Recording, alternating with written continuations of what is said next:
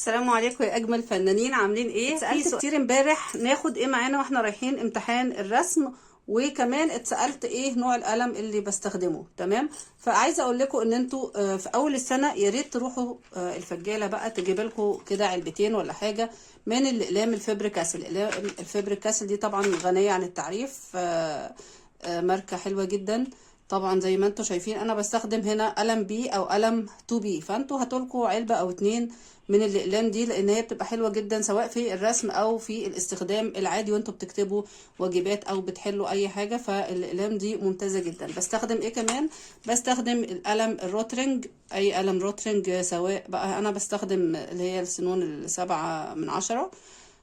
بتبقى انا شايفه ان هي السماكه بتاعتها مناسبه جدا، وبستخدم السنون اللي جواها بتبقى 2 بي، يعني القلم 7/10 ملي، والسنون اللي جوه برضو بتبقى 2 بي. دي الحاجه اللي انا بستخدمها. طيب احنا بقى ناخد معانا ايه في الامتحان؟ محتاجين تاخدوا قلم رصاص، استيكه، برايه، مش معايا برايه دلوقتي، الوان، سواء الوان فلوماستر او الوان خشب. اي الوان خشب عندكم هتبقى حلوه طبعا. وانتوا بتشتروا الالوان الخشب اشتروا زي القلم الرصاص كده، لازم يكون فيه تضليعه ويكون الخامه بتاعته من جوه حلوه.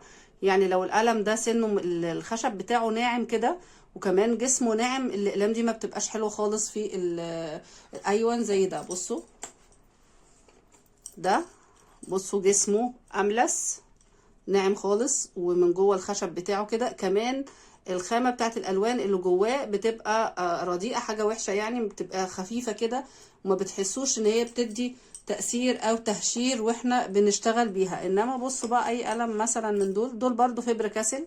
الأقلام دي فبر كاسل، بس أقلام مية، ألوان مية، يعني بعد ما بنرسم بيها بنعدي عليها بالفرشة فبتتحول لألوان مية. شايفين السن بتاعها بيبقى كده، بس انتوا مش محتاجين يعني تستخدموا دي، هاتوا الفبر كاسل العادية. طبعا هي غالية شوية، بس بصراحة الغالي تمنه فيه، يعني حاجة بتبقى يعني حاجة محترمة قوي، وحاجة بتدي تأثيرات حلوة جدا معاكم. فهاتوا الألوان الخشب اللي موجودة معاكم، مش لازم يعني تشتروا، بس وانتوا بتشتروا بعد كده تبقوا عارفين ايه الخامات اللي انتوا تقدروا تجيبوها، او الألوان الحلوة اللي تعيش معاكم على طول. الألوان دي على فكرة بقالها معايا كذا سنة، بس مش الباقيين في درج ما يعني. محتاجين تاخدوا ايه معاكم؟ محتاجين تاخدوا مقص، بس مش المقص الكبير ده، مقص يكون صغير اللي هو بتقصوا بيه الورق والحاجات، مقص صغنن كده من المكتبة كفاية قوي، هيقضي معاكم الغرض. وقطعة من الشفاف او ورق الكلك، ودي مهمة جدا. ليه؟ علشان بيجي في سؤال التذوق الفني بيجيلكوا حاجة زي كده، يعني بيجيلكوا شكل ناقص ساعات ويقول لك كمل الشكل ده، فبتقوم انت بتبقى محتاج قطعة ورقة زي دي علشان نمشي على الشكل ونقلب الورقة كده نكمل بيها الشكل بتاعنا، وبعد كده نبدأ نكبر الشكل ككل على بعض. فانتوا محتاجين قطعة ورقة من دي احتياطي، سواء جالكوا سؤال فيه تكملة زي كده فبتحتاجوها، او انتوا تكونوا محتاجين تعملوا تصميم من ما يعني، فبتحتاجوا الورق ده.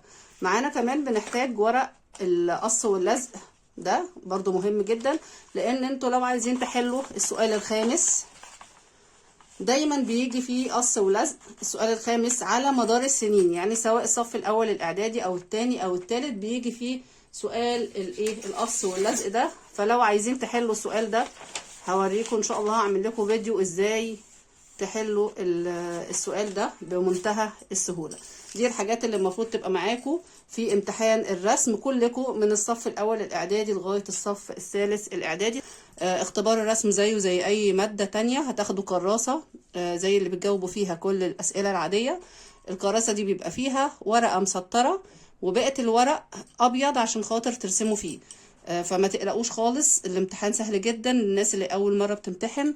وعندكم على القناة فيديوهات كتير في قائمة تشغيل اسمها تربية فنية، فيها كل الفيديوهات اللي بتشمل التربية الفنية والمراجعات، وازاي نحل في الامتحان، وازاي نرسم حتى لو احنا ما بنعرفش نرسم خالص. فالموضوع سهل جدا. وكمان بعلمكم فيها ازاي ترسموا عناصر معينة. العناصر دي تستخدم في اي امتحان في اي مادة، يعني ازاي هترسموا شجر، ازاي هترسموا سحاب، ازاي هترسموا اشخاص. كل الحاجات دي مشروحة والله قبل كده، عشان في ناس كتير امبارح بتقولي ارسمي لنا. فطبعا رفع الفيديو بياخد وقت كتير، فمش ببقى هلحق يعني ان انا اعمل الكلام ده، ولكن الحاجات دي كلها موجودة على القناة، واتمنى كمان ان انتوا تلحقوا تشوفوا الفيديو ده قبل الامتحان. لو اول مرة تشوفوا القناة بقى اشتركوا وفعلوا الجرس عشان تشوفوا الفيديوهات اللي بنزلها لكم دلوقتي ايام الامتحانات. وطبعا لو انتوا شايفين ان الفيديو مفيد ليكم ومفيد لاصحابكم شيروا الفيديو، ما تنسوش بقى اللايك الجميل اللي بيرفع الفيديو عشان زمايلكم كلهم يشوفوه. تمنياتي ليكم بالتوفيق، واشوفكم ان شاء الله فيديو قادم. مع السلامة، خدوا بالكم.